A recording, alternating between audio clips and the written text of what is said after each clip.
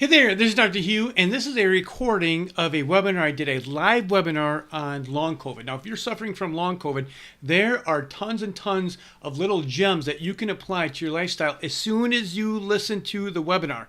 So I suggest that you listen to the whole entire webinar. Down below, you're going to see all my slides, and very importantly, you're going to see down below that there's an opportunity for you to schedule a Zoom call where it says keep it simple. If you click that button, that's going to take you to my scheduler, and you and I can schedule a Zoom call. I have people all over the world. If you're suffering from long COVID, you're going to need someone in your corner to figure out your metabolic soup, your metabolic mess that's happening, to figure it out. Recovering from long COVID, it's not as simple as take this supplement, take this drug. You need a comprehensive, individualized, custom-tailored program to meet your needs. And this is what I specialize in. So down below, we'll give you a lot of great content and a thorough understanding of why you're suffering and what you can do about it. But please, if you're suffering, take out the time, schedule a Zoom call. Let's jump on a call. And if I can help you, I'll let you know. And if I don't think I can help you, I'll let you know on that call as well. So enjoy the webinar. Take care. This is Dr. Hugh. All right, great. All right, so welcome. So this is the COVID-19 webinar, and this is what I call the triple threat approach. Can you see my screen too? Yes, if you can see my screen. So you should be able to see my face, and then you should be able to see my screen.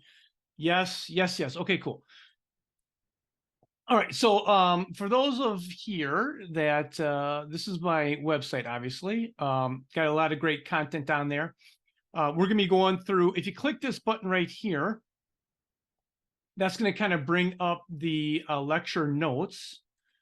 And this is what I'm going to be walking through here is these notes. Now, before I go through that, I just want to kind of go over these couple pictures right here, just to give you an understanding of, kind of like my background, that kind of thing. If you have questions, you can type in the box if you have a question, because here's what I know after doing these webinars is when people ask questions, either verbally or type in the question, there's a lot more value that's given, because then I can go off on like people's questions and answer people's questions. So I hope to get this done within an hour, and the more questions we have, greater. I'll stay longer, but really it all comes down to how many questions we have. Excuse me, let me get some water. So at any time, feel free to type in your questions. So I kind of want to go over these two pictures right here, and just so you understand my background, why I'm here, what kind of education I have. Oh, excuse me. So it all basically started here with my dad over here on the right. My dad actually, he actually died in the medical system. So he was 69 years old. You can see right here, he's not very healthy. He was 69 years old. He was on 14 medications every single day of his life. And one day, he died now, but he passed away probably, I think, about 13 or 14 years ago. I just remember the call. It was a beautiful Thursday afternoon. I was cutting the grass, and I get the call, and my dad had a stroke. And basically 3 days later, we pulled the trachea, and that he actually ended up dying, right? So here's what I know with 100% certainty is what really killed my dad is the system. Not that he didn't go to doctors that weren't caring. It was just a system that caused my dad's death. There's no one in the system that said, hey, Weg, do this, do A, B, C, and D to recover your health. It was always, here's another drug and so forth. And he just took that path. And then here on the left, this is a picture of me. Obviously, this is a long time ago. My first name being Hugh. They called me Huge. In high school, I see my dad sick and suffering. And I went up to the Boundary Waters when I was going into 10th grade. And within a matter of basically 3 days, I lost 10 pounds, came back to the cities here and or back home. And then with a matter of basically 8 months, I had lost 80 pounds. So ever since then, I've just been on a quest to help as many people as possible, just through my own experiences. Now, as far as my background goes, I'm actually a chiropractor. I've been a chiropractor for 25 years now. I've been doing functional medicine, which we'll be getting into the workshop, for about 15 years. So what really got me into doing functional medicine is people were coming in my practice, and I had a really busy, successful practice. I had practice with 2 other colleagues. We saw like 400 people a week chiropractically, and I just started going into more of this functional medicine when people were coming in with thyroid problems, and they're asking me a bunch of things about thyroid. So I just started going on this whole education on functional medicine, and here I am today. I sold my practice 3 years ago, and I strictly just help people through telemedicine all over the world, actually, at this point. So if you click this button, you're going to have access to this here. These are the notes, and they are really quite extensive. I put a lot of time into developing these notes here, and I think the notes are phenomenal. The content that I'm going to go through here is really, really powerful if you apply it. So the first part of the lecture is just going to be going over and making sure that you understand like what's happening to your body, why the virus is there, and why it's really so detrimental to people. Now, one thing I would like to ask in the question box is, how long have you been suffering with long COVID symptoms? So if you can just check that in the boxes so I can kind of give an idea of, how long you've been suffering. And what would be good too is how long you've been suffering and what's your worst problem that you could deal with, because we do have kind of an intimate group here today. So maybe I can cater some content here to your specific needs. So this right here is a graph on long over, and you can see basically the definition of long COVID is anything over 14 weeks. So, or I'm sorry, over 12 weeks. So you got a 4-month period, anything over 4 months. If you're still suffering with symptoms, that would classify you as being, having long COVID. Now, there are 4 things that I'm going to address here in the webinar, and there's 4 things that we know pretty much with 100% certainty based on the research. One is if you're suffering from long COVID, that you probably have some kind of underlying autoimmune disease, and that autoimmune disease could have started with COVID, or it could have, maybe it was there and it got exacerbated with COVID.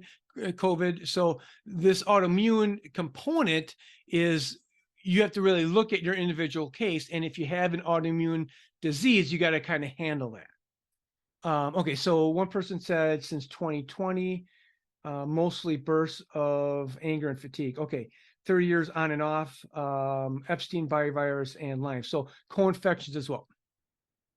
So the first thing that we're going to be talking about is, well, I shouldn't say the first thing. These are the things that we know for sure. Is you have an autoimmune disease, or a high probability that you have an autoimmune disease. The second thing is that you have the COVID-19 has caused some kind of tissue destruction in your body. The third thing is that you have endothelial damage, which is very, very dangerous. That's basically the delivery of your blood cells, red blood cells. There's 60,000, check this out, there's 60,000 miles of endothelium in your body. So we're talking about a massive amount of damage that can be done to a system that delivers blood to every oxygen, to every tissue in your body.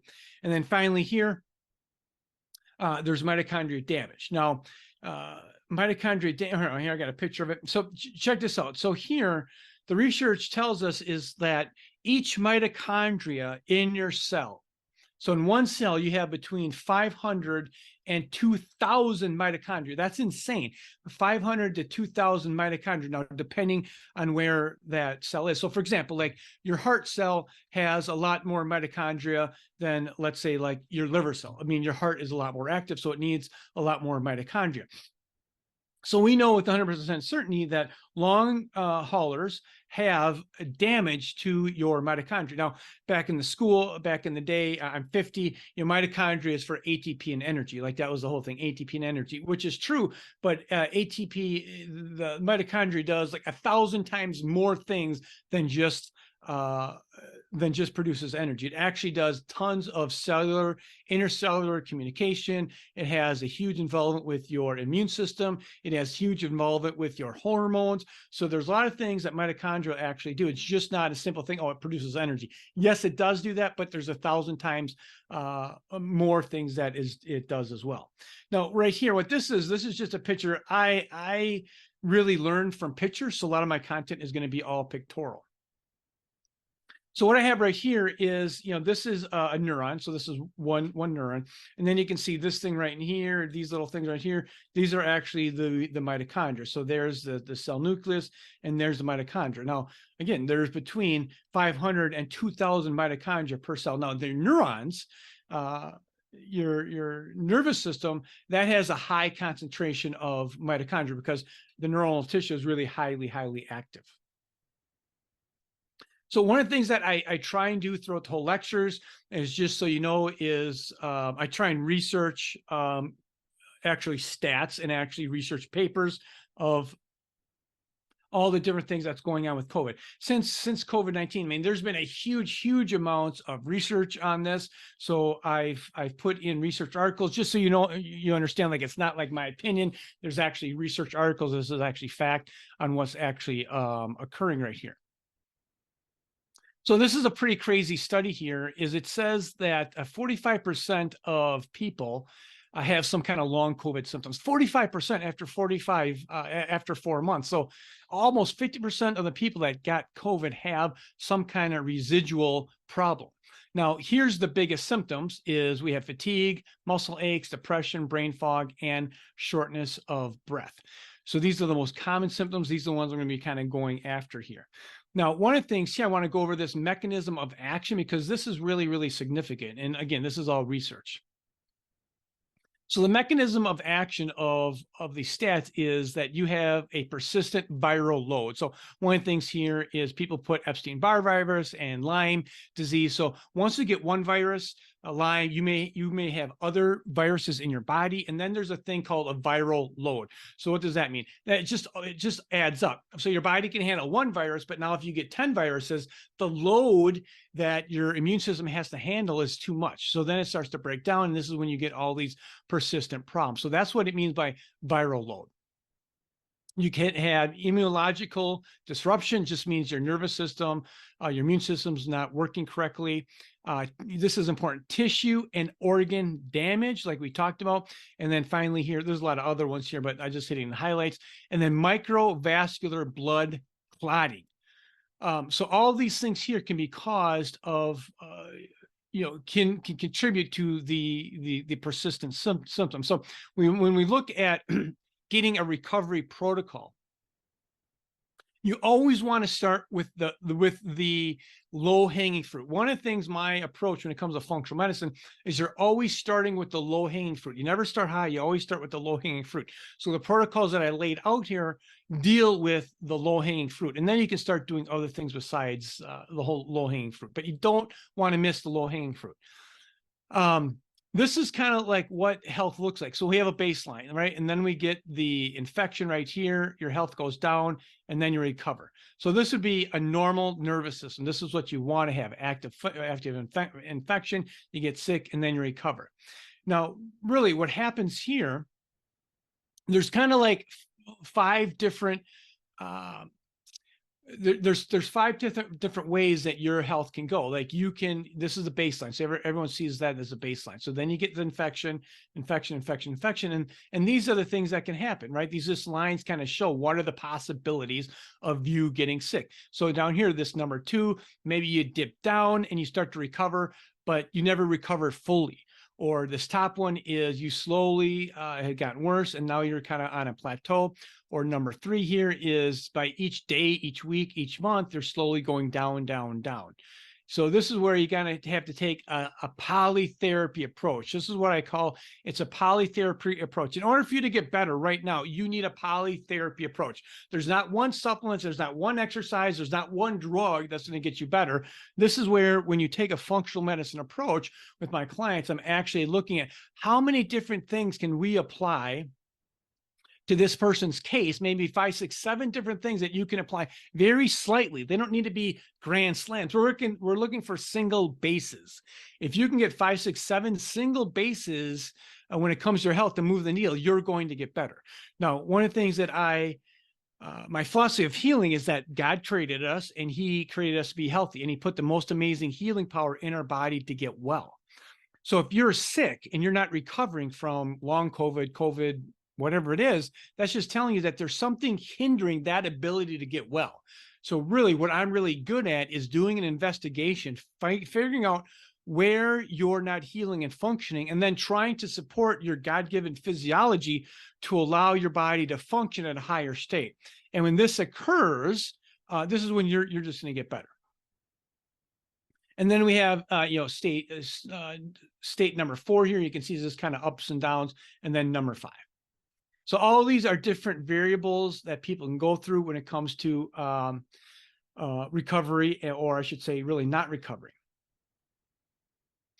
So this slide right here is probably going to be the most technical. So if you can just stay with me, if you can understand this next slide here, and then I'm going to go into pictures, you'll have a really full grasp of what's happening. And I think a lot of this stuff is really confusing unless you have someone take you through the steps so you can physically see what's happening. So when it says SARS right here, this is just referring to COVID-19. Now, what happens is we have these things called Ace2 like receptors in our body. Now, this is the most complex thing you're going to have to learn, but this is very, very important for you to understand. So before I go over this whole paper right here, so this is a paper. And if you ever want to click the link here, you just click this link. We're going to leave this here. And then you can see here that it will actually take you to the paper right here.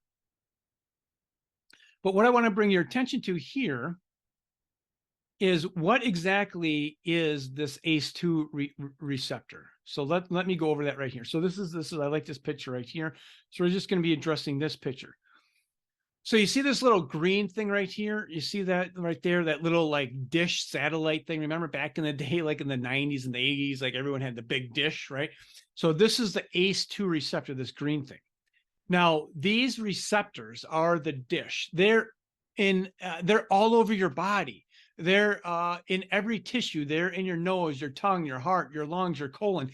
These ACE receptors are, there's a plethora of these things all over your body, in every single organ in your body, including your brain. Now, this is what makes this COVID-19 so dangerous. Now, in here, I'm just going to change the color. Actually, I'm going to draw this. Can everyone see this right here? That thing is the spike, right? That's COVID-19. You see these little spikes right here, right?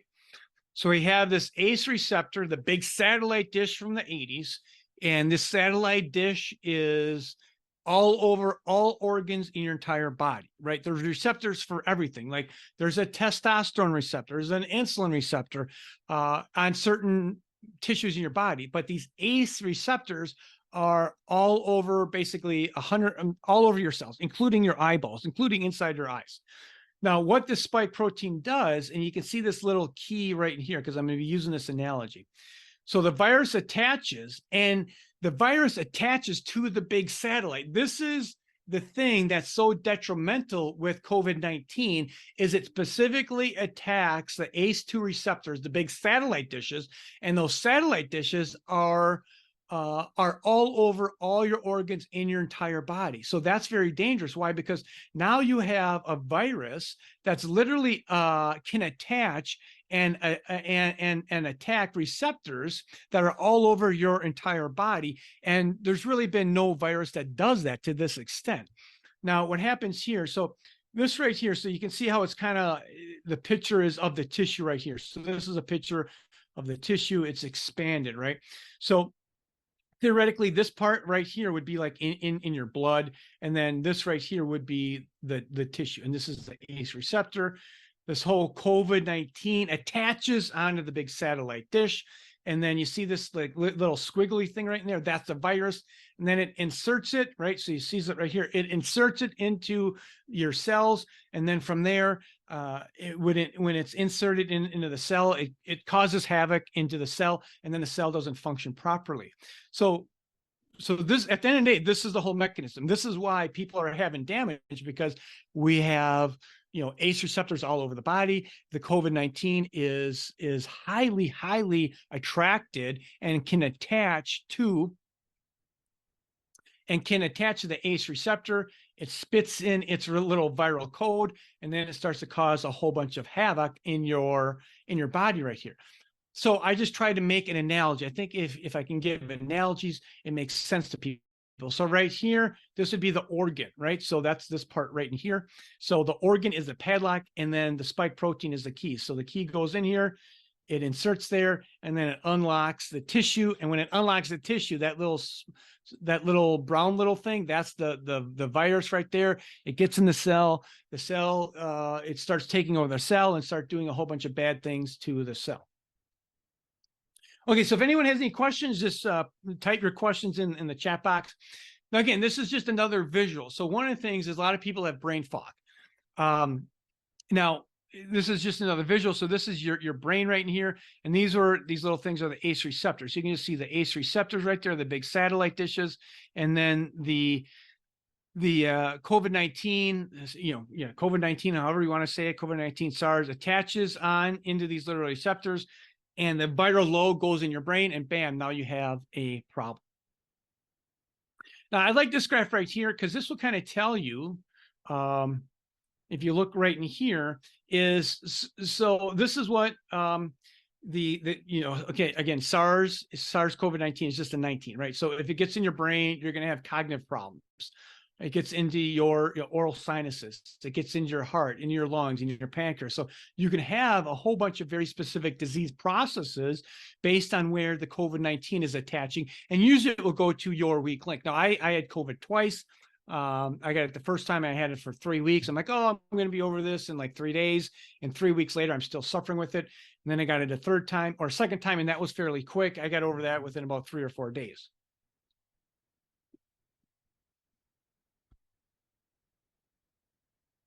All right. Here's another research article that just says multi-organ damage right here. So multiple organ damage in COVID-19. And, that's what it's happened. My husband was sick for 3 months. Yeah, for sure. I can understand. So one of the things too, it goes to your muscles, right? So people can have chronic fatigue. They can have fibromyalgia. They can have, pain all over because the ACE receptors are actually everywhere in your entire body. Now, remember, if I scroll up to these 4 things that we know with certainty right here, is these things right here. This is where we're going to be touching these things. So you can see why when you have COVID-19 or long hauler, why this is so devastating. Now, simply put, you have these ACE receptors that are all over your body and every single tissue in your body. And COVID-19 is very, very effective at attaching to that, inserting its viral load, its little viral envelope, they call it here, and causing damage to the cell not to function properly. It's really that simple, right? So here's another, I love these visuals here. So this is the vasculature. One of the major Ace2, right, the satellite expressions of cells includes vascular endothelial cells. So here's what happens is over here, let me blow this up because this is a great picture. You're going to see this. So this is this right here, that's a capillary. It's literally one red blood cell thick. Like this is how big this stuff is. You see how there's the red blood cell. It's literally one cell.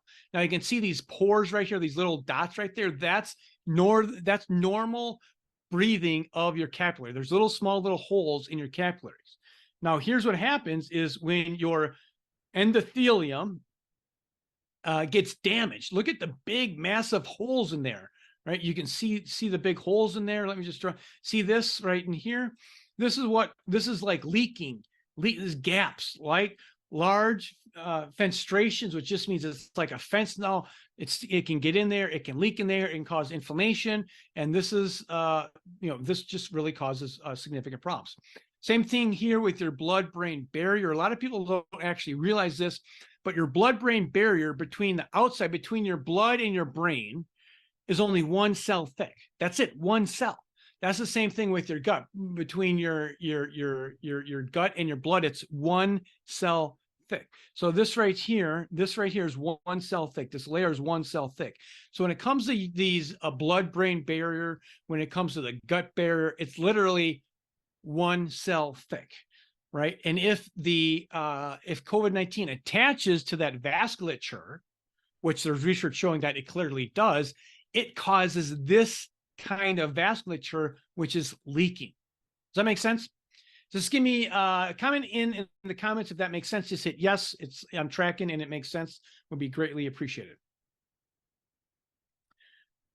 Now, also too, what the research is also showing too, yes, okay, great, is, let me just move this down just a tad, is potential mechanisms for persistent symptoms after infection. So we know when you have an infection, you have systemic inflammation activated. So you got the virus, it didn't go away, you're in a chronic state of inflammation. Every disease known to mankind grows in a body that's inflamed. Now, if you already have a pre-existing condition, meaning this, if you already had, let's say, I don't know, let's say you're 60 years old and you have some degeneration, you have some arthritis, guess what? It's going to go to your joints, and now your joints are going to be stiff. Maybe you had some concussions, a concussion from 20 years ago, a concussion from 30 years ago. You had some impact to your brain where you think, well, I've never had a concussion. I've never been knocked out. We're not talking that. We're talking maybe you were in a motor vehicle accident and you flung your head and you got whiplash in your back of your head, hit the back of the seat. Maybe you fell in some ice and hit your head. Maybe some kind of trauma. It doesn't need to be like where you're knocked out cold when we talk about concussions. It's just simply any kind of micro trauma over a period of time can make your brain more susceptible to the COVID-19 getting in there and causing damage. Maybe you already had some pre-existing organ condition, or maybe you already had some low-grade autoimmune disease that you didn't know about, and now it got exacerbated.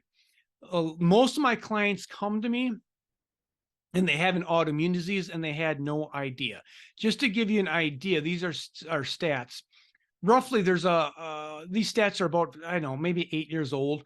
Roughly in the United States, autoimmune disease costs about $100 billion. 100 billion, where cancer costs 50. Right? So a lot of people don't realize a lot of people have an autoimmune disease, and for some reason the autoimmune disease affects more women than men. But when it comes to the dollars costing, what things cost just in the United States, autoimmune disease is double the amount. So this can cause autoimmune disease in your body. Here's just another pictorial. You have an infection, and you had a pre-existing condition, so now you have joint pain and swelling. You have some kind of brain problem. It's called, just a fancy word with it just says that you have prime glia, which is basically your immune system in your brain. Then you have brain fog, depression, and cognitive decline. It goes to your gut. Now you have bloating, abdominal discomfort, wheezing, nasal congestion. So it hits all these different tissues. Now, the research is also showing here that in fact, that when a COVID-19 will actually cause persistent positive ANA at 12 months post-COVID are associated with persistent symptoms. So what is ANA? This right here is an autoimmune marker. It's a very simple test. It costs literally $5 to get this test, but it's an autoimmune marker. If you click this link down in here, this goes to my website, and this will explain to you what an ANA marker is. But basically, it's telling you when people have this long hauler COVID, they have a positive ANA, which is an autoimmune marker. Now, it might be hard for you to see right here, but what is an ANA testing, right? So what is that actually test when it comes to autoimmune disease? In the red here, it says it's called anti-nuclear because it targets the nucleus in your cells. So when you have when you are suffering from long COVID, what this is actually doing to autoimmune disease, let me go up to another graph here. The autoimmune disease is actually attacking and can cause this right here to attack your nucleus right in there. I mean, imagine that you have an autoimmune disease and that autoimmune disease is positive and it actually attacks your nucleus. Well, what percent of your cells have a nucleus? Every single cell has a nucleus except your red blood cells. So this is where you're going to have global autoimmune disease. So if you want to click more about that ANA later, you can go to my website and you can do more research on the ANA test. Okay, so let's go over to some solutions here, because really, to be honest with you, there's a lot of solutions to getting better. So the first one is blood sugar control. So this is a must. Every single client that comes to me, we do this protocol, every single one, because this is something that I call a low hanging fruit. Again, we never want to miss low hanging fruits. You can go and do, you can take the most expensive supplements, you can get the most expensive IVs. I've seen people do very, very, very, very expensive things. I've seen people go and spend $30,000, come to me, and none of the basic fundamental functional medicine principles were in. So this is number one, blood sugar control. So just let me go over a couple of research articles just so you can see, like, this is legit. Like, this is actually research articles. This just came out this year in May 2023. It says increase insulin resistance, right? So that's what we're going to be talking about, poor blood sugar control. Increased insulin resistance due to long COVID is associated with depressive symptoms and partially predicted by inflammatory response during acute infection. So what is this telling you? This is telling you that if you are a long hauler, you probably have sugar dysregulation, which is causing systemic inflammation. And not only does it cause depression, depression is a brain inflammation problem. It's not a serotonin deficiency. It's not an antidepressant deficiency. It's actually a neuroinflammation problem. So you need to address the neuroinflammation. Now, if you have poor sugar control, guess what's going to happen? You're going to have poor, if you have poor sugar control, you're going to have neuroinflammation. So this paper says, in conclusion, right? So this IR right here just means insulin resistance. So long COVID is associated with a new, guess what? New onset of IR, which means insulin resistance, which means you have poor sugar control, which may contribute to onset of depressive symptoms due to long COVID by enhancing overall neurotoxicity. Like, that's crazy, right? So what does this mean? Again, that if you have poor sugar control, you have that causes neurotoxicity to your nervous system. And your nervous system controls everything in your entire body. This is just another research article basically stating the same thing. Okay, so this is where we're going to get into the protocols right here. So we're going to want to download these things. There's going to be, I'll send out a recording of this because there's going to be a lot of content here. We're getting into the protocols right now. Let me take a drink.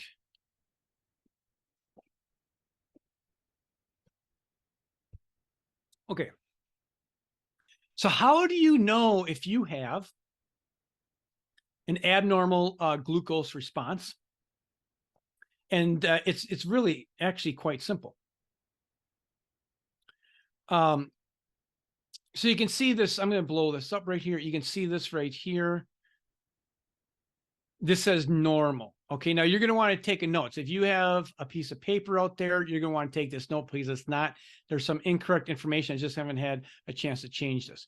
So this is, you want your blood sugar to between 85 and 120. This is critical, with or without food. So let me just state that again. You want your blood sugar to be between 85 and 120 with or without food. Now, if you went to the doctor and you got a fasting glucose, like that's a standard test. You go you give some blood, or you go and get some blood work, and they do a fasting glucose, and it's fine. That's not enough information to determine if you have this problem. Like the most unreliable marker to see if you have any sugar dysregulation is measuring it one time once a year when you go to the doctor fasting. That doesn't even count. It's not even a reliable marker. So we need more data. So the protocol is this, and the protocols in these are the links to my website. Is we want to see this normal glucose between 85 and 120. So this should say that. Now, every time you see this little dot right here, this is someone that has checked their sugar levels. Now you can see here on this graph, it falls within the normal of 85 and 120. Now, why is that significant? Because remember we talked about mitochondrial damage is your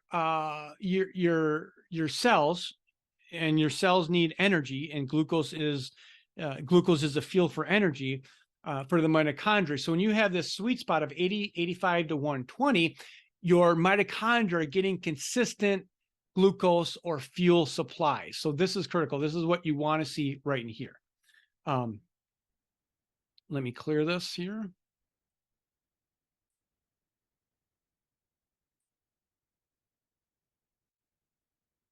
Okay, so this is normal. Then right here, so this is what we're going to be calling this is going to be a hypoglycemic condition. Now, I see this all day long. This is very, very, very common. Again, 85 to 120, right? You check your finger, you're between 85 and 120. You check it, you're borderline, boom, now you're low. Now you're low, now you're good. Now you're too high, now you're too low, now you're too low, now you're too low. This is a very common pattern. If you have this pattern, you are not going to recover. Let me say that again. If you have this pattern, you are not going to recover. This is how critical this is. This is a low-hanging fruit. Like, I've been doing functional medicine for 15 years. To come up with these protocols has taken a massive amount of time, research, and basically just working on cases, right? Just trial and error. And finally, you figure these things out. Okay, so that's a hypoglycemic pattern. And then down here, which probably most people have a mixed pattern. You probably have too high and too low. So in this pattern right here, you can see, let me get my pen. You can see they're starting out high, high, high, high, and then they're in the good range, and then low, and then too high.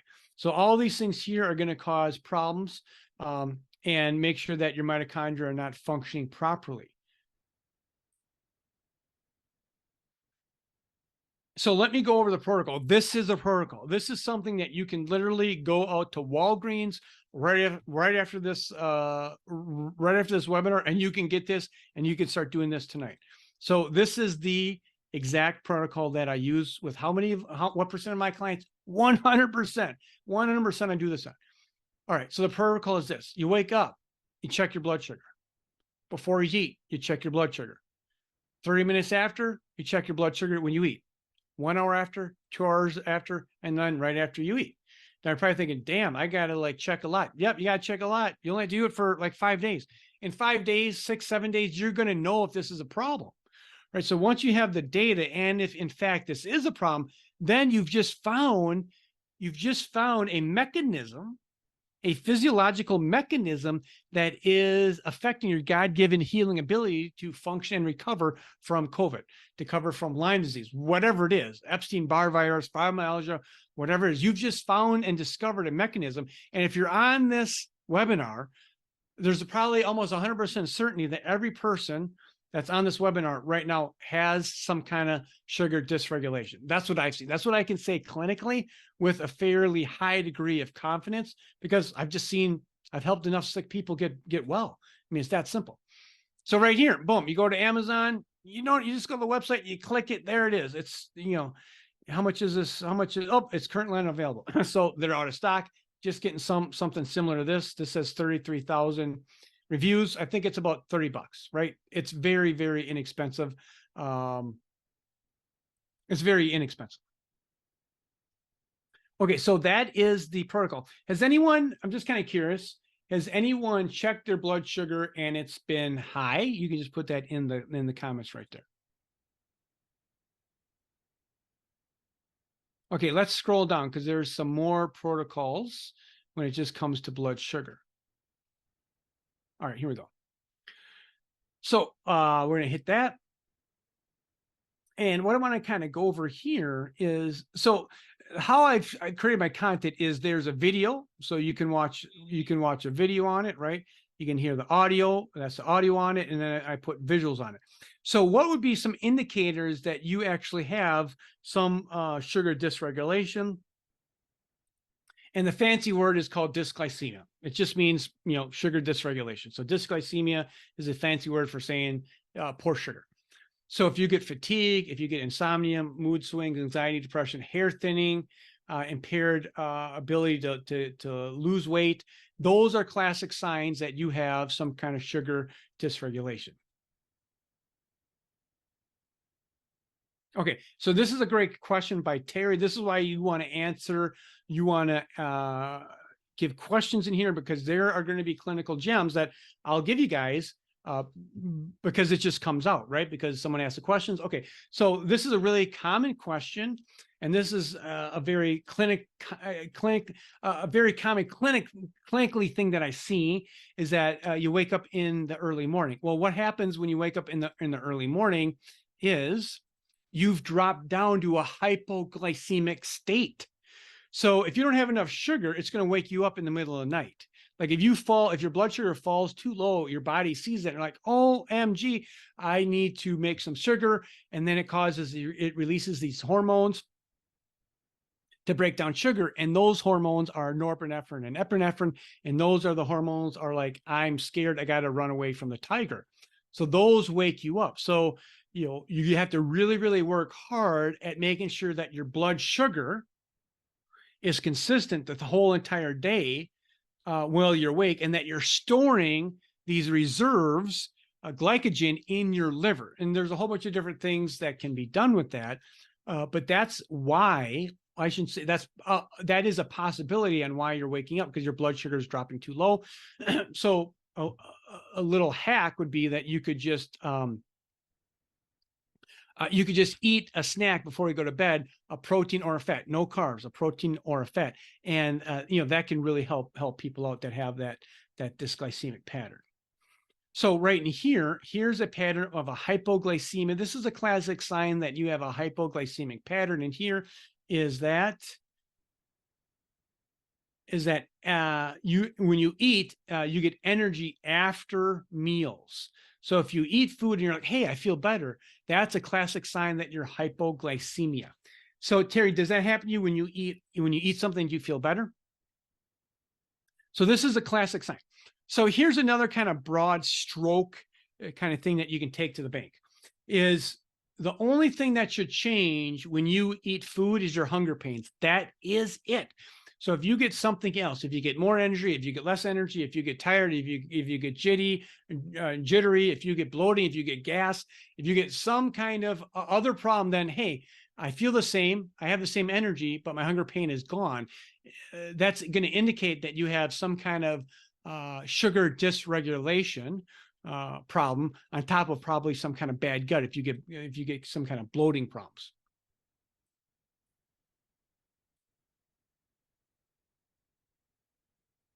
Okay, so we have hypoglycemia, and then insulin resistance or too much sugar. Then we have right in here, we have this right here is if you have when you eat is you have fatigue after a meal. So that would be a sign that you have too much. Okay, so Terry says, I eat a small amount of oatmeal. Okay, oatmeal. I eat a small amount of oatmeal or something, a banana. Yes, feel better after eating. I try to focus on protein and vegetables to stabilize. Yeah, okay. So you really got to work throughout the whole entire day to make sure this is stable. With 100% certainty, if you do this home test, you're gonna find out some really probably things that will shock you when it comes to your glucose levels, and that would be hindering your body's ability to definitely heal and function. So here's just kind of a cool graph. You see here on the left is hypoglycemia and hyperglycemia. And either pattern, guess what? It decreases your ATP production, and that's in your mitochondria, and you have between 500 and 2,000 per cell. Okay. And then I have one more link when it comes to insulin. So you're going to want to study this, and in a second, I'm going to be showing you some labs as well.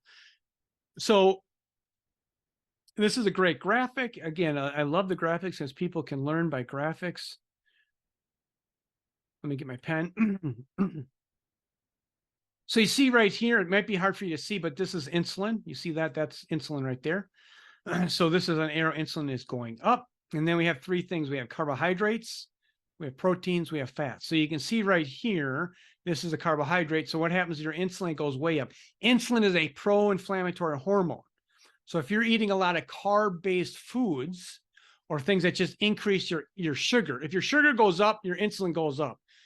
That's just how God designed it. So if your sugar goes up, your insulin goes up. It goes hand in hand. So if your sugar goes up and your insulin goes up, you're in a state of inflammation, right? So now if you're a long hauler, you don't want that, because that's just causing more problems. We're trying to decrease, I'm going to take off my vest here. We're trying to decrease any inflammatory process from happening in your body. So this is a really good visual that I think that you can see, like the different impacts that what you're eating will have on your body.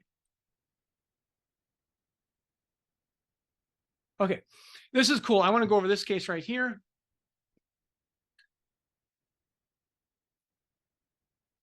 All right, so this right here, these are just some labs. I'm not trying to make you a lab expert by any means, but I want to go over this case here. I'm just going to show you the labs. So one of the things when it comes to labs is labs are like a fishing net. So the bigger your fishing net is, you throw a big fishing net out, you reel it in, and then you can see what you caught. Now, the conventional system doesn't do any of this stuff.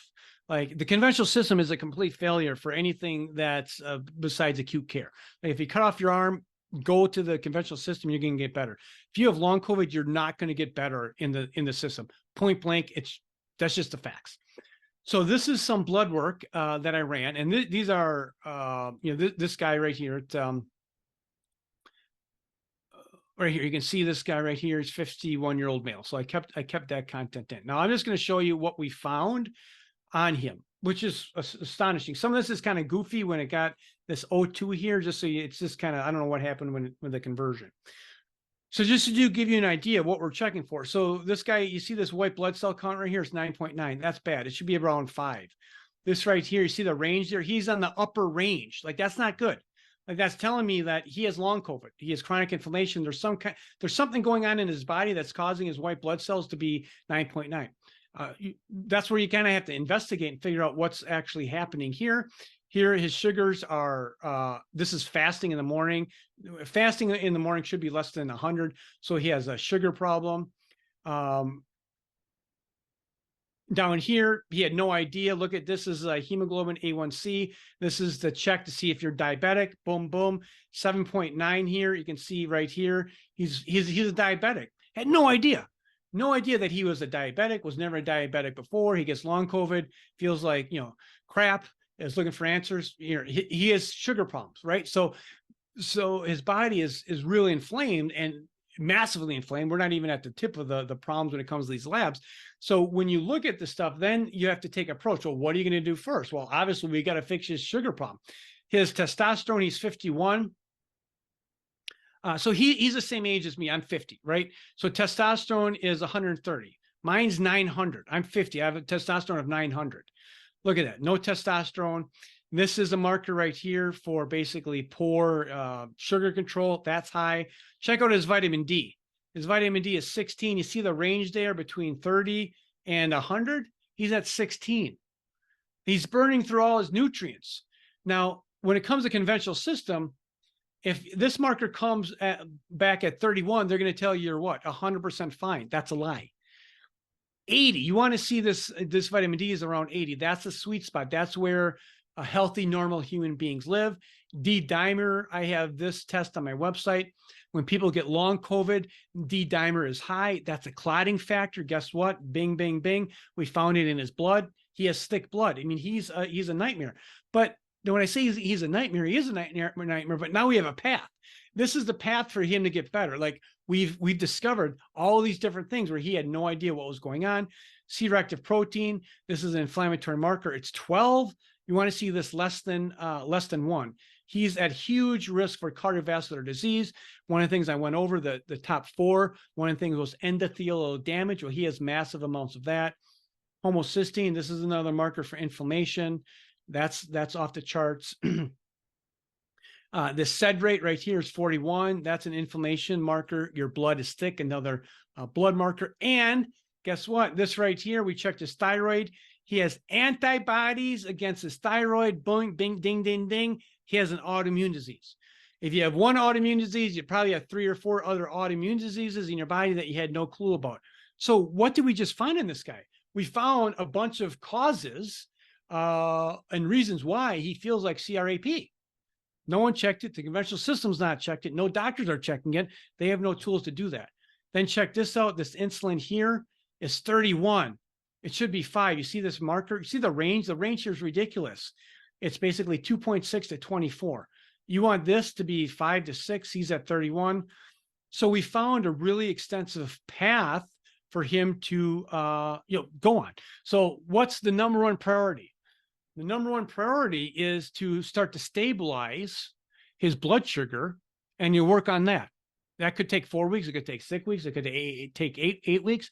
But I can tell you this, like his brain fog, his brain fatigue, his muscle stiffness, his fibromyalgia is not going to get better until we start to normalize some of the blood sugar imbalances in his body. That's for sure.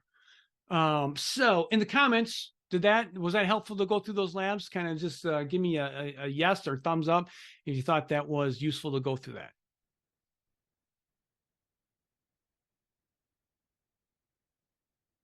Yes. Okay, great. Thanks, Terry. And iPhone said yes too. All right. Okay, I want to cover this right here. If you're out there suffering and you're looking for some help. So some of the purpose of me doing these webinars is, hey, I want to help people. And at the end of the day, if what I tell you makes sense and you're looking for some help, I want to give you an opportunity to to schedule a Zoom call, and we can have a conversation and see if I can help you. So it's simple. I keep things very simple. You click this button right here. We keep it simple. You schedule a discovery call. Come down here. You can click some of these dates right here. And these are times that I have available. You just click it right here. See this appointment? It says 10 a.m. You just click this button right here, and then it takes you to registering for a call. So once you get the call, you register for the call. You're going to fill out some paperwork, and then we can get on a phone call and actually determine what's going on and how you can get better. Here's what I know with 100% certainty. Going back to the blood work, that fella right there was not going to get better. Point blank, there's no way he could navigate his system. This is what's allowing people to get better, is this discovery call and see if it can help or not. So that's really what my purpose out here is. If you're here on this call, you're looking for some help. If you're spending some time listening to someone on a webinar, right? You need some help. You need some guided help. I'm just a guide. Like I'm just the orchestra. I'm just a conductor, right? We conduct. I'm the conductor trying to figure out all these moving pieces instead of putting spaghetti on a wall. I'm here in your corner. Let's do step 1. Let's do step 2. Let's do step 3. Let's do step 4. Let's take this supplement. Let's do this. Let's change these diets. And you're going to get better with a guided approach. Okay. Yep. Just did all those twice. Okay. I'm not sure what that means, Holly. Yes, I just did all those twice. Okay, so if you're looking for some help, real simple. I keep it simple. Click that button and schedule a call. All right, so this is number 2 protocol is a Methylene Blue. Has anyone heard of Methylene Blue? Has anyone tried Methylene Blue? You can put your comment into the section there.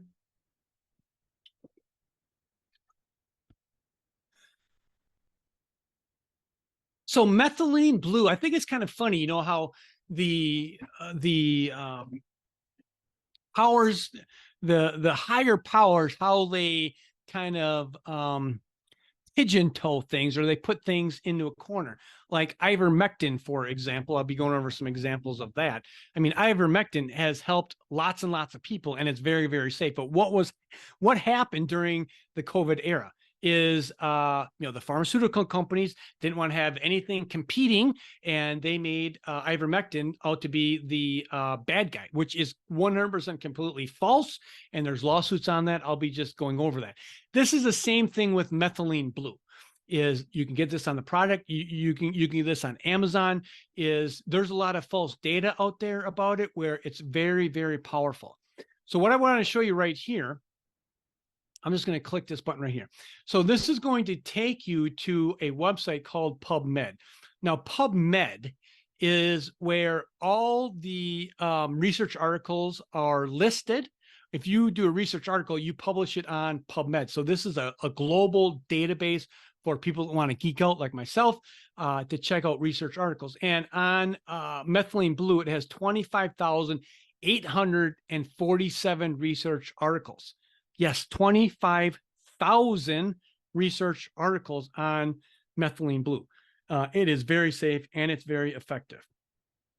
This is a paper that just came out in November right there. You can see that November of last year, 2022. And I'm just going to click this button right here just so you can see this. So this is all my markings right here. You can see this paper. This is on, so let me just read this. It's on methylene blue and red light therapy, which the fancy name is called photobiomodulation. I'll be covering that in a second. Photobiomodulation, that's a fancy word for red light therapy. You can get these on Amazon. So this is a research article on methylene blue and red light therapy, right? Simple stuff that you can do and buy, no problem. But what I want you to show you is this research. Like this is a long article. I geeked out on it. It's a long article. They go into it. But the most important thing, what I want you to show you this is when they do this research here, I'm going to go all the way to the bottom. So this right here is the references. You can start with the references. You see this?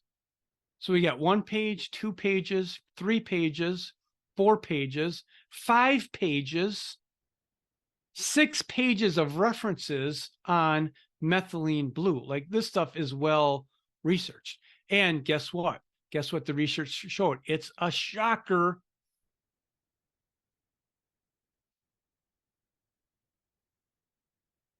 And okay, it shows, I know for some reason it's not highlighting. Okay, our results indicate that protocols may be safe and promising approach to challenging COVID-19 cases. So the research shows that in quote tough cases, they're going to use something that's been around for over 100 years that's safe and effective, methylene blue and photobiomodulation. I just wanted to show you this because there's actually lawsuits on this right here. This is what the FDA did to scare people. Their scare tactics about methylene blue. This was about ivermectin. It said, you are not a horse. You are not a cow. Seriously, y'all, stop it. And there were medical boards going after providers and taking their medical licenses away for prescribing ivermectin during COVID, all in the name of human suffering, which is a crime. You can look at this right here. Doctors have sued the FDA and they've actually winning in court that they overstepped their guidance by their scare tactics and basically their false propaganda. Now, the reason why I make this comparison is because people are afraid of methylene blue for some reason. And I think the reason is because it's cheap, no one makes money, and it's effective. Like that's the worst thing people want, the pharmaceuticals company wants in the United States. Something that's effective, something that's readily available, and something that's cheap. No one wants that. No company wants that product. Okay. So here's an interesting thing here. So methylene blue and near infrared light protect mitochondria and neural tissue. So we have the cell right here. So methylene blue and red light therapy protect the neurons. Now, one of the things is I would just want to show you this real quickly. So red light. Okay, let me just go to Amazon so you understand what I'm showing you here. So here's red light. I'm going to go. This is going to take you to Amazon. There's a whole wide spectrum of red lights that you can buy, right? So some of them are very inexpensive, and some of them are more expensive because they have like motors that penetrate light. I have one like this right here. That's very large. Mine's like 3 feet long, and it has motors in the back, so it has the high penetration if it has a motor, the penetration of the red light is deeper. But I've had clients that have gotten these things and have gotten these cheaper ones here and have gotten receive benefits, right? From just like a $50 or $100 red light therapy. So I'm going to do this here. And this is going to be kind of interesting, I think. So everyone has, I'm going to show you my flashlight here. Everyone here has put a flashlight up to their hand, right? And you've been able to see that. Okay, I'm just going to try and demonstrate this. Okay, so everyone look at that. Now, when I was a kid, now I didn't realize this until I started doing research on red light therapy. My fingers are what color? My fingers are red, right? Why aren't they blue? Like when it comes to the light spectrum, there's yellow light in here, there's blue light in here, there's, when it comes to the color, there's green light. Like this whole thing is a spectrum of light. There's many, many colors, but yet only when I put this on my hand here, you can see if I would, let me do this actually. Okay, my fingers are tight. You see that? It's red. Why is it red? It's red because in this light right here, within this flashlight, there is red light therapy. So what you're actually seeing when you put a light up on your hand and you see your hand being red, that is actually this part right here. That's actually the red light beam going through your tissues.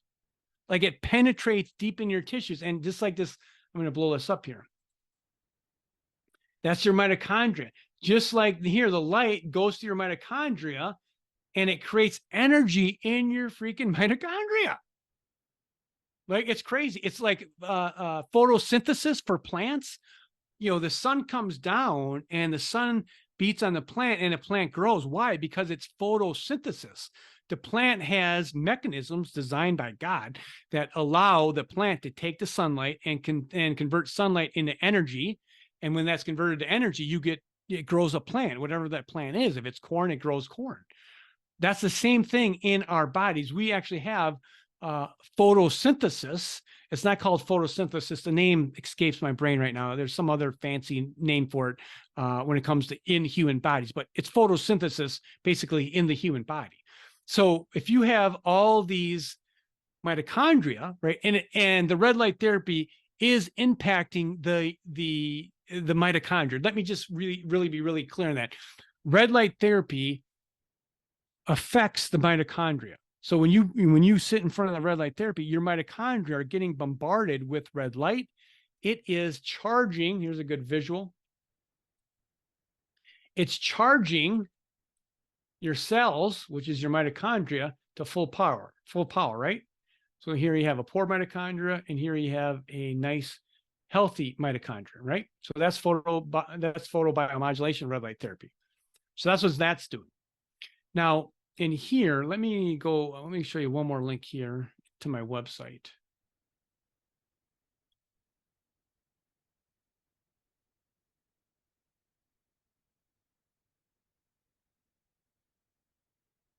Let me see if that's it. Okay, yeah, so if you click this Methylene Blue, that's going to take you to my website. Now on my website, I have a video on this here. But also I show you where to buy, right here, buy on Amazon. So this is the product that I get right here. That's Methylene Blue. It has 1,000 reviews on it. I also have this packet. I haven't opened up this. There's some Methylene Blue too. So I try and mess around with different products as well. I'm going to go to my YouTube station real quick.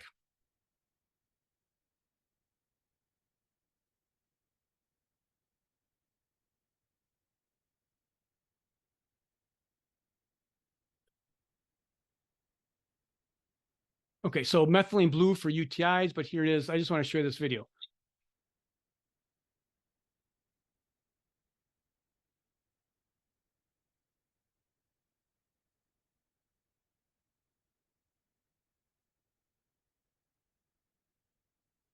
So there you go. It's just a solution. You just put a few drops in there and you just drink it. It's really that simple. And then in here,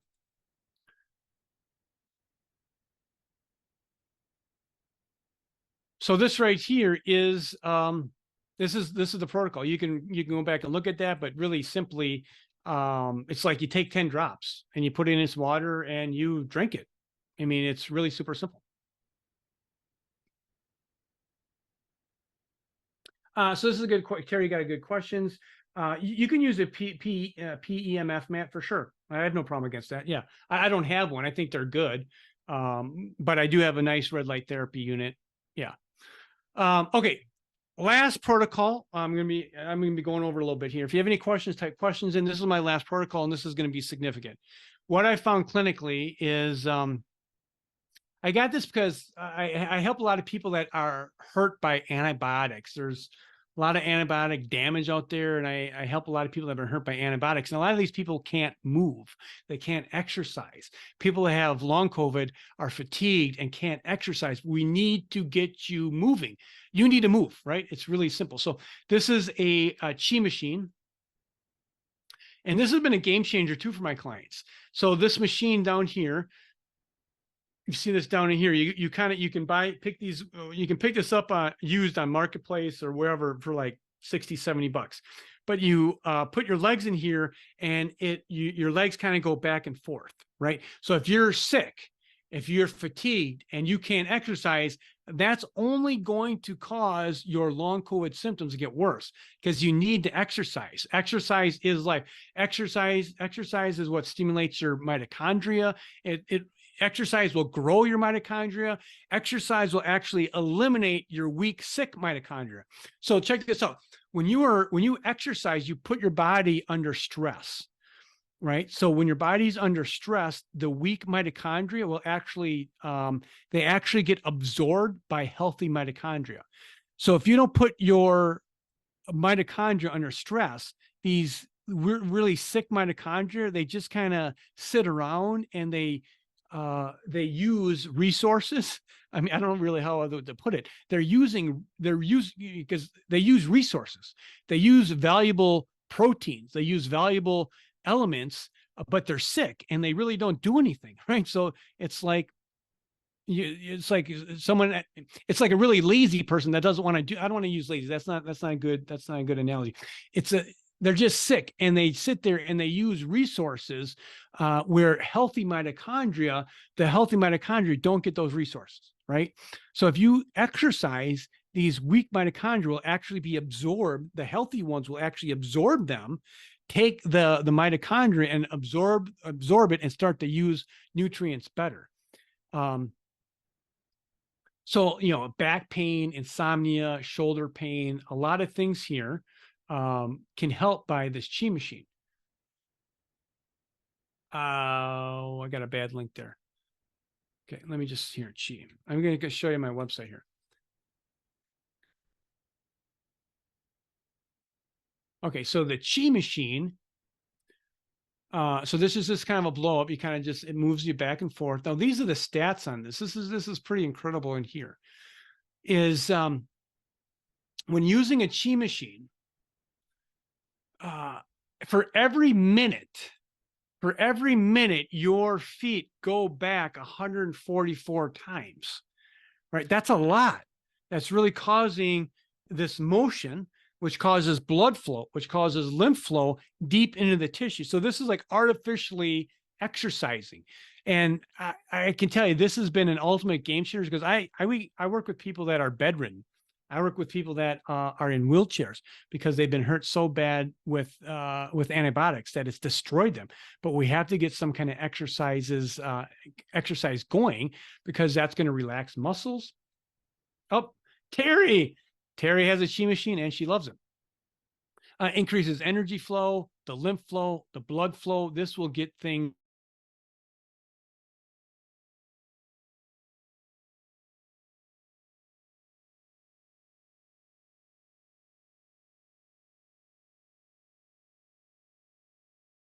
going. I have like people that are on walkers.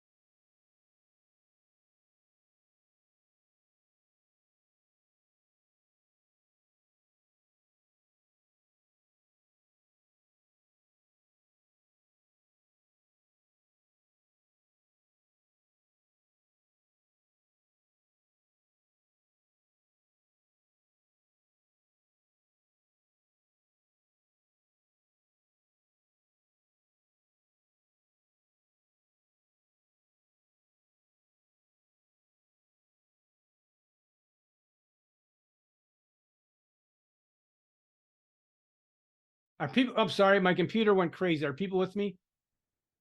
Are people with me? All right.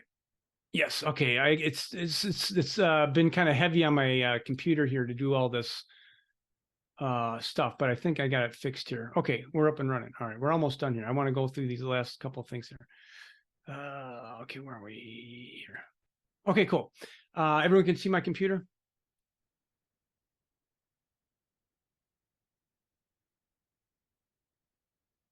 All right. So anyway, I'm just showing you this right here because this is on eBay. You don't need a fancy one, like $64, $70, right? Just get yourself a Chi machine and that will help you out hugely. Really simple to do.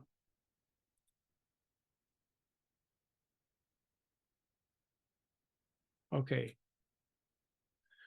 All right, then I think we only have a couple more slides here. So this right here, so we went over a couple very specific protocols, right? And these protocols work. They're low-hanging fruits. I'd imagine most people here have not done these, and they could definitely help you. Now, when you look at more of a comprehensive plan, like when people, are doing like guided plans, you're looking at as many things as you can and trying to move the needle on as many things as possible. So you have micronutrients, macronutrients, you have the microbiome, right? If you have any gas bloating, anything at all, that's a problem. Could be hormone problem, could be toxicity. You could be suffering from mold. Like let's say you have mold in your body, if you've been exposed to mold and then you get COVID, you can't recover. That's really a really common thing that I see very, very often.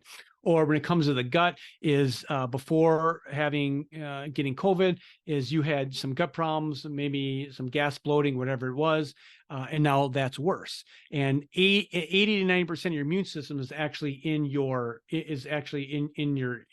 gut. So that's where that's at. Okay, that was my last slide. So here again, you can schedule a call, a Zoom call, and get some guided help. I'm going to open it up here. I'm going to, ask you to unmute, and then you're more than welcome to ask a question or type in a question here.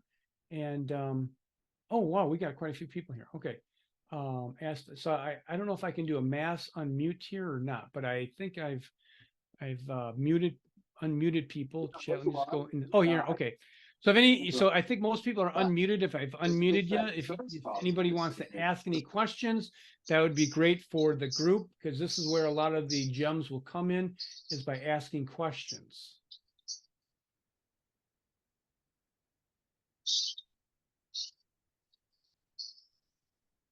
Yeah, you can find, someone says here, you can find a Chi machine on Marketplace. Yep, you certainly can. Yeah. Excuse me, this is Terry. I'm in Yeah. the Chicago area. First of all, thank you for your well-researched information. I really appreciate you sharing that.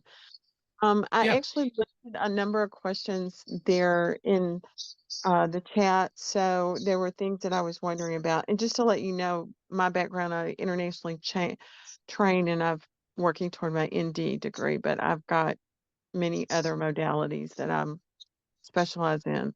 Okay, cool. I'm totally on the same page you are with the things that you're bringing out.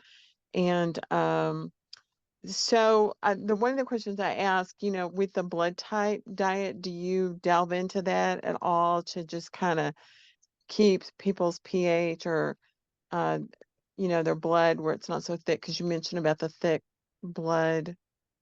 Well, And I so don't go into, I guess if your question is, I don't go into like, the blood type diet. I don't do anything like that. But yeah, diet's a huge thing for sure. It really depends on where people are at, like some people, I'll have people do a ketogenic diet. Some people I have them do a paleo diet. Sometimes I'll have people do an autoimmune paleo diet. Sometimes I'll have people just do gluten-free. So excuse me, that really comes down to like getting into the case and seeing what people can handle, what they've tried, how significant their problems are. okay, and you also mentioned a product. You said it was drops. I can't think of the name. Yeah, Blue that's something. on, yeah, Methylene Blue. That's the drops on Amazon. Okay, I have never heard of that before. You mentioned it numerous times, but like, what is it for? Maybe you explain it and I missed that. Well, methylene blue, it actually specifically helps the mitochondria and the electron transport chain. It helps complex 1, 2, and 3. I mean, I'm getting kind of geeky, but it helps the mitochondria, and the mitochondria has different mechanisms in there, and the methylene blue actually makes these mechanisms more efficient. And so if these mechanisms in the mitochondria aren't functioning, it will cause the mitochondria to function at a higher level. Okay, so is it kind of like basically, if I could explain it, tell me if this is right or wrong. Is it like basically recharging the batteries, like you were Yes. showing the visual of that? Okay, Mhm. Yeah. because I have a PEMF and I'm Yeah. a supplier of that, and that's how it's been explained to me utilizing that, and I can tell a big difference with that because I actually had COVID 4 times. And just letting you know my background, my husband works in emergency medicine here in Chicago, so he just was seeing a high number of COVID patients, and Yeah. I had the blessing of getting it 4 times. Yeah. Right. Yeah. But in the blood test, it shows that I was low on zinc, and low on Mm. a couple of other things, so no wonder I was Yeah. getting it. Yeah, for Um, sure. so here's the other question I have because I've listened to several of these webinars from other functional medicine doctors here in the Chicago area, and that was a question I have.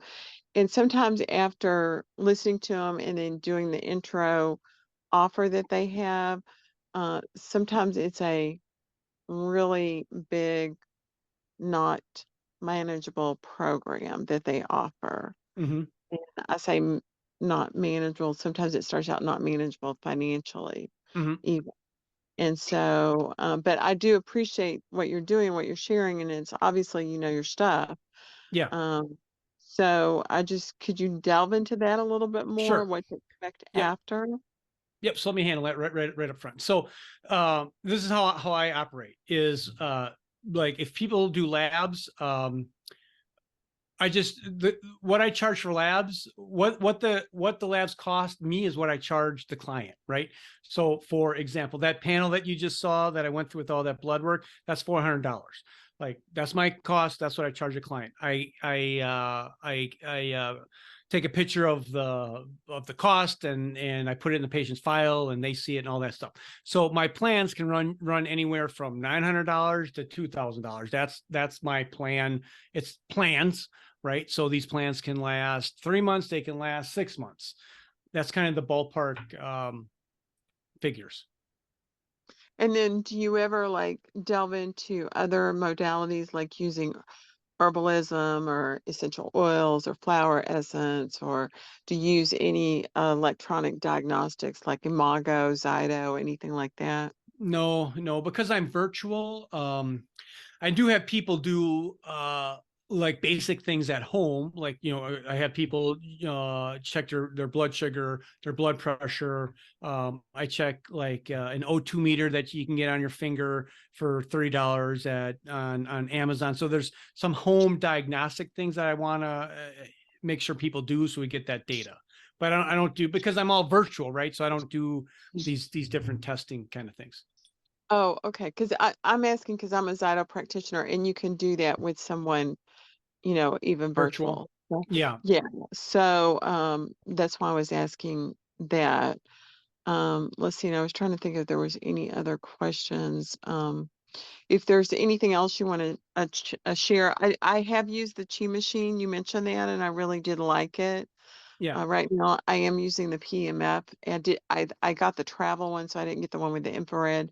But a lot of the national and international indies I train under, they use it and they just rave about it. It's Yeah, I just think it's great. I've used one. I've just never purchased one. I just bought a nice red light therapy, a nice big one here. So yeah, there's a lot of therapies that I think are good. mhm. Right, right. Okay. And was there anything else that you can think of that you could share with us? I really Well, appreciate your time. yeah, you're Okay. welcome. These are the critical things that people should start with. Like these are basic havable things that people can do. And these, especially the glucose things, the glucose needs to be figured out. Mhm. Right. I agree with that. Yeah. Okay.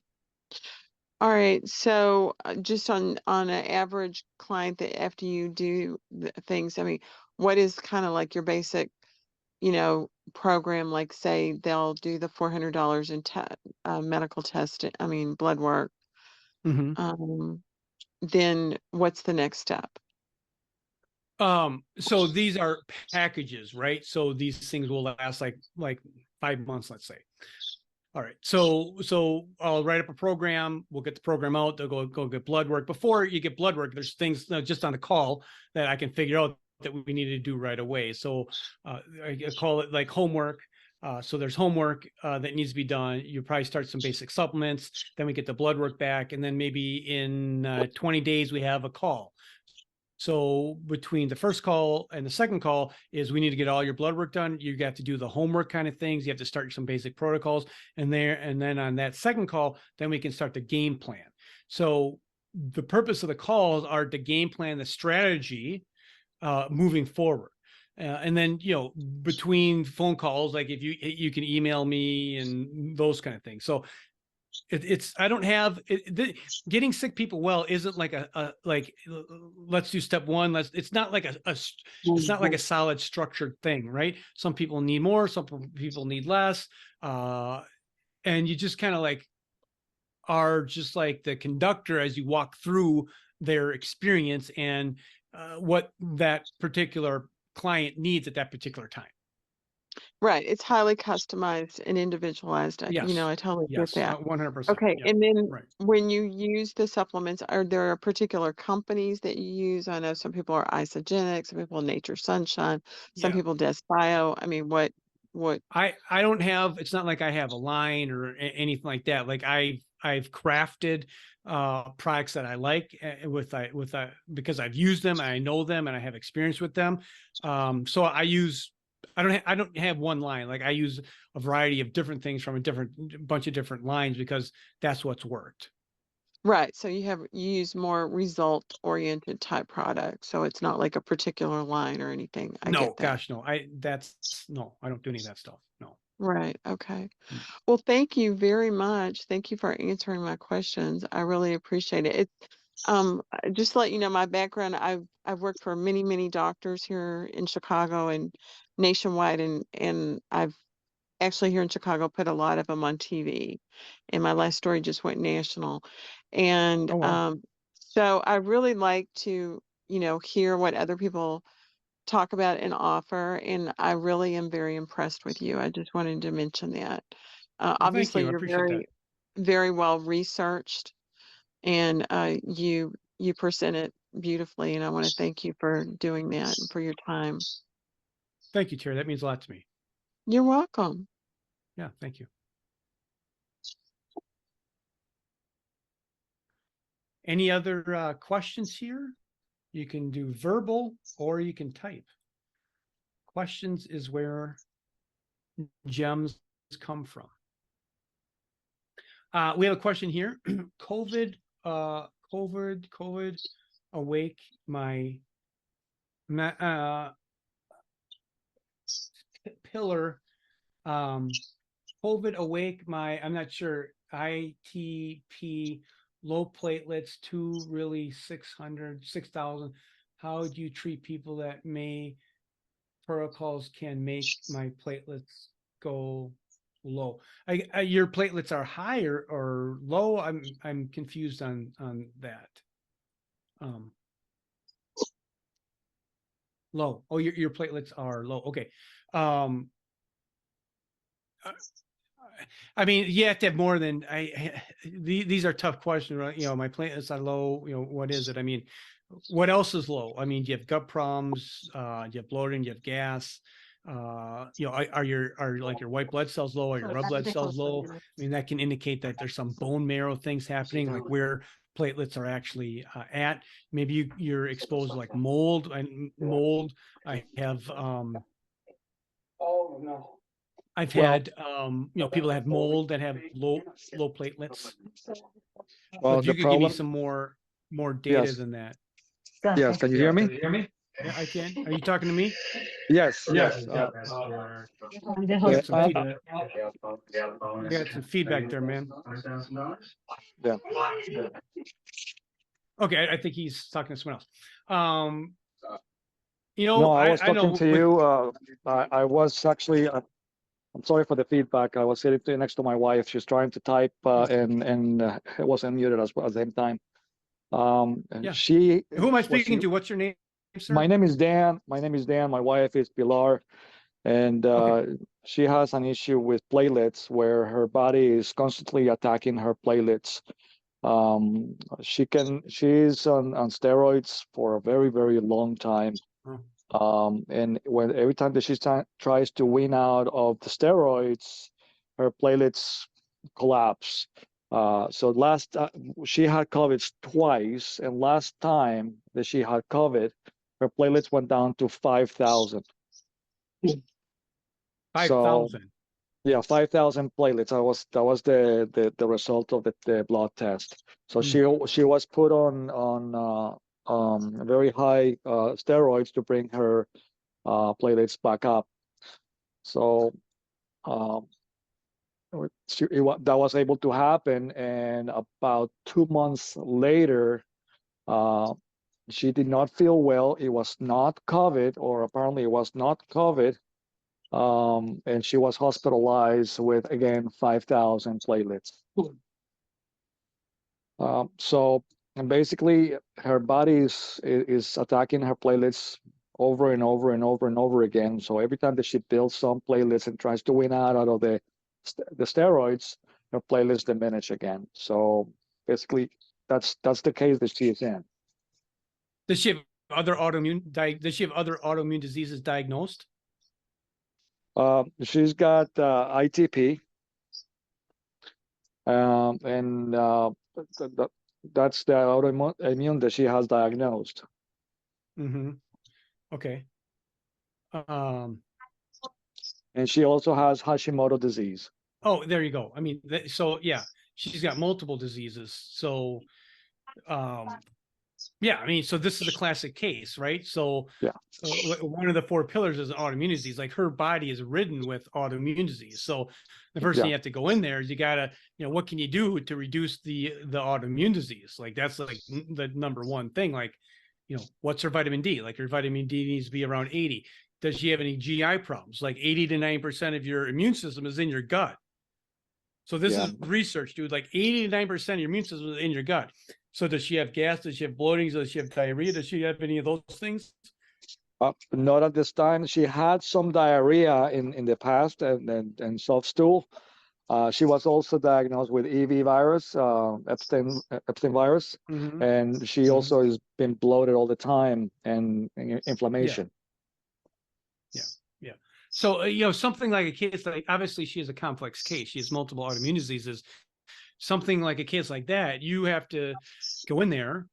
You have to do an evaluation. You have to do some labs. You have to talk to the person. You have to see, what organ systems aren't working properly, and then you have to take an autoimmune disease approach. What would that be? Like, I don't know exactly. I mean, I can give you some general things what it would look like, but you'd want to make sure, like these things are in the quote like sweet spot levels, like what's her fasting insulin, what's her homocysteine level, what's her magnesium level, what's her vitamin D level. Like these things need to be in a high functioning level, right? So that's going to give your body the best ability to start turning the cases around. And then the gut, then you got to work on the gut for sure. Make sure that the gut's well. Maybe she could use digestive enzymes. Maybe she needs hydrochloric acid. I don't know if she's done any elimination diets, if she's done paleo or autoimmune paleo, but these are the things where you need to kind of start to eliminate some food sensitivities. Because if you're eating, let's say, gluten, is she eating gluten? No, she actually has cut down the gluten down to almost non-existent. Okay, so non-existent, like she eats gluten once a day, or? No, it's like maybe once a week, if. Okay.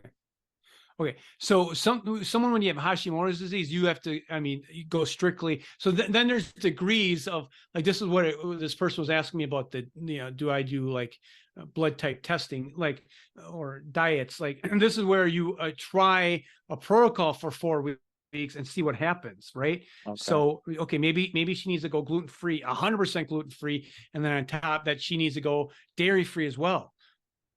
Right, or okay. nightshades, right? So these are the things that like if you're sensitive to nightshades and you eat nightshades, when I say sensitive, this is causing global inflammation. So if you're eating nightshades every day, tomatoes or whatever, and you're sensitive to that, meaning sensitive that's causing inflammation, that's going to cause your immune system to start to attack itself further. Okay, all right. So this is where you kind of have to go through an onion layer, like layers on an peel the onion away, the different layers, and get down to the core. Okay, I see. Yeah, I see. good question. Thank you.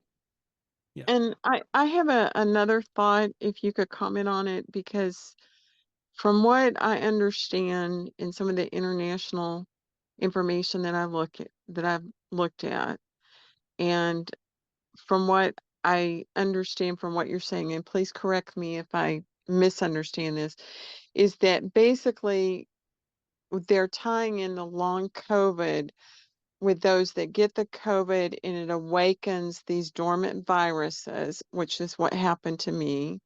And I was diagnosed with 4 autoimmune viruses. And so then it boils down to, because some of them they're not going to go away, but you want to keep them manageable and controlled. And that's what, with functional medicine, that's what you will do with people. You help them manage that by, like you were mentioning, diet or process of elimination. Am I correct in what I'm saying, or am I kind of off track with that? My viewpoint would be a little bit different. So yeah, I think you're correct, but my viewpoint would be that what's happened is your immune system has gotten run down. Like everyone has Epstein-Barr virus, right? I mean, if you do the testing on it, like 90% of the population has Epstein-Barr virus, but not every person is affected by Epstein-Barr, right? So what happens is when you have these things, your immune system gets driven down. And when your immune system is weak, that's when Epstein-Barr virus comes to the forefront. This is when long COVID comes to the forefront. This is when Lyme will come to the forefront, is like when your immune system is so run down. So like, I never go and chase Lyme. Like that's not I know there's people that go, doctors that go and chase Lyme, and I'm sure they've helped people. But my approach is, okay, you have Lyme, but people get Lyme and don't have any problems from Lyme. So why do you have Lyme and you have a problem? Well, because your immune system is so weakened. So then my approach is, well, what can we do to restore? You're welcome, Holly. What can we do to restore your immune system so that it can manage the Epstein-Barr virus? It can manage the mycoplasma or whatever virus it is that's now causing hindrance. Okay, so that totally makes sense. So is that where the red light therapy or that what the blue product you mentioned? I'm sorry, I'm totally Methylene not Blue. familiar. Yeah, familiar with that that's product. one solution, right? I mean, that's not necessarily A universal that's not necessarily. solution. Yeah, that you see, this is the thing. Like these are solutions. The universal solution is everyone's got to have good glucose levels. Now, I don't use Methylene Blue on everybody, but I do know that the people that have had long COVID that I've used it on have gotten better. Right. So this is where, like, when these individual cases come in, and if people are on this webinar, they're not simple cases. No one comes to me that has a simple case. So these are more complex that require more clinical thought process to give a very specific recommendation based on, the conversations and the labs. Mm-hmm. Well, I appreciate you sharing that. I'm glad to know about you, because sometimes I get referrals of people to me that are very complex, and it's like it gets into, they're on a dozen pharmaceuticals, and it's like, Those are the worst. Yeah, I just don't delve there with them. Yeah, when people come to me on 12 pharmaceuticals, I don't even take those clients. Yeah, because there's They're too much. so wrapped up in the medical system that it's Yeah, chemical medication. yeah, Yeah. it's a chemical So mess. Yeah. yeah, because I'm more an herbalist, so I kind of lean that way. I mean, I don't cancel out the other one because, with my husband and his line of work, we're kind of on both sides of the fence with that. But yeah, Yeah. okay. I Right. appreciate you explaining that. Thank you very much. You're welcome. I'll stay for 5 more minutes if anyone has any other questions. Oh, I You can do type them have in. another quick question. So I'm assuming like the stress level, because some people are under high stress, and that can also cause a lot of this to surface, correct?